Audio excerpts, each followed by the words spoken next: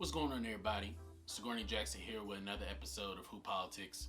Appreciate y'all for watching. If you haven't already, hit the like, subscribe, and the notification bell to stay up to date on everything that is Who Politics. So Summer League is officially over. Congrats to the Sacramento Kings for winning the championship. A lot of people have been talking about all the different stories that were going on, from the battle between Cade Cunningham and Jalen Green, or Cam Thomas making a big debut during the Summer League and blowing up for just ridiculous video game numbers. But then there's another particular story that of course everybody's been talking about throughout the Summer League, and that is Liangelo Ball.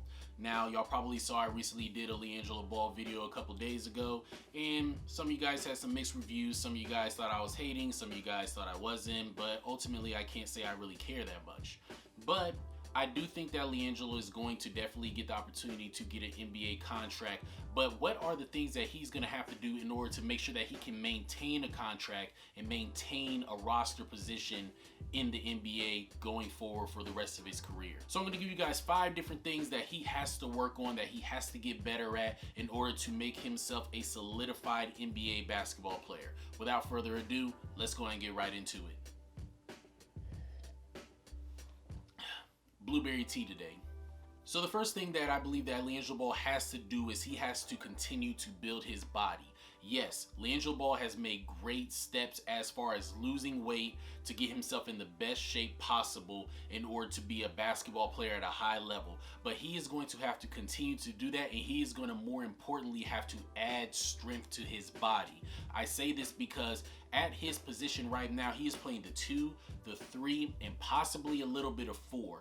Those are some of the more athletic, bigger, lethal scorers that are in the NBA. In order for you to be able to guard those guys, you are going to have to be a lot more physical. Think about Kawhi Leonard, think about Klay Thompson, think about Paul George, James Harden, Kevin Durant, Donovan Mitchell, Devin Booker. The list goes on and on. You have to be physically strong in order for you to be able to hold your own in defensive positions against lethal wings like that on a night in and night out basis. Jello is for sure going to have to do that. The second thing that he's going to have to work on is continuing to get a better handle on the basketball. During his time in high school, he really never handled the ball that much because Lonzo was running the show. And then once Lonzo left and LaMelo started to take on more of that point guard position, Jello, for the majority of his career, has played off of the ball, and to an extent that has helped him because when he's in the NBA, it's easier for him to fit into a position where he's off the ball.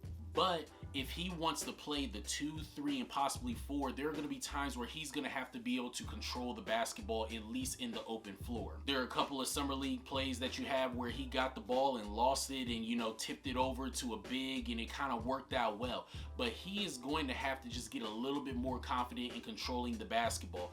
Don't be so quick to give the ball up to then try to get it back. When you are able to control the basketball in the open floor, it allows for more scoring opportunities for you at any time during the game, and it makes you less reliant on getting the ball from others in order to score the basketball. The next thing that he has to work on is shooting off of the dribble. Once again, like I said before, throughout the majority of Jello's career, he has always played off of the ball. He has always been a catch and shoot guy, somebody who runs off of screens, who runs off of down picks, zip ups, flares, and things of that nature. Now, that is great for his game because it allows for him to work seamlessly into an NBA structured offense. However, he is going to have to be able to shoot the ball off the dribble. And honestly, normally I always talk about being able to create for yourself as far as one-on-one situations. I'm not even talking about that in Jello's situation. I think that he is good where he is at. But what I think he has to do is get basic dribbling moves, which is 1 dribble pull up, 2 dribble pull up, 3 dribble pull up. Because what we've seen in the Summer League is that he is definitely a lethal and efficient shooter when he is coming off of screens. In the NBA, he's going to get a high hand every time he catches the ball coming off of the screen. People are going to jump out at him to try to block his shot, to try to alter his shot. He has to have the patience to be able to pump, make 1 dribble to the side, and be able to still hit that 3. 2 dribble pull-ups into the mid-range, hit the jump shot. 1 dribble, 2 dribble, 3 dribble pull-ups are going to be bread and butter. They are going to be Jello's best friends because he has an elite level shooting ability, as we've seen so far in the Summer League, and I think that it's going to translate at the NBA level. However, he's going to have to start to get counter moves and so that he can still get his shot off. That is going to pay dividends for him in his career as a basketball player, whether he's in the NBA or not. The next thing that Jello is going to have to work on, which he really can't get unless he continues to play basketball, but that is build his IQ defensively. And the reason I say that is because, once again, if you are playing the 2, the 3, and possibly the 4, you are going to be matched up against some of the better scorers in the NBA. Yes, the point guard position is heavy, but the 2s, the 3s, and the 4s are no slouches. I believe that Jello has the opportunity to be in the role of a PJ Tucker and possibly even in the role of something like a Marcus Smart. Big body guards who can hit shots, not necessarily at the level that Jello can, but defensively, they're really, really good. Marcus Smart more so on the guard position and PJ Tucker more on the wing position. I think that he should do a lot of studying on them as far as their IQ defensively and their anticipation skills. Recently, a video came out of Marcus Smart where he was actually talking for about a good 15 minutes about just defense and how he defends certain basketball players as far as when the ball drops, when to shoot the gap, how to play physical without fouling. All of those things are going to pay dividends for Jello. Jello is going to come into a situation where, yes, he has politics next to his name being LaMelo's brother, but he is going to have to show his worth on different fronts of the game. Not only shooting the basketball, but also not being a liability on the defensive end.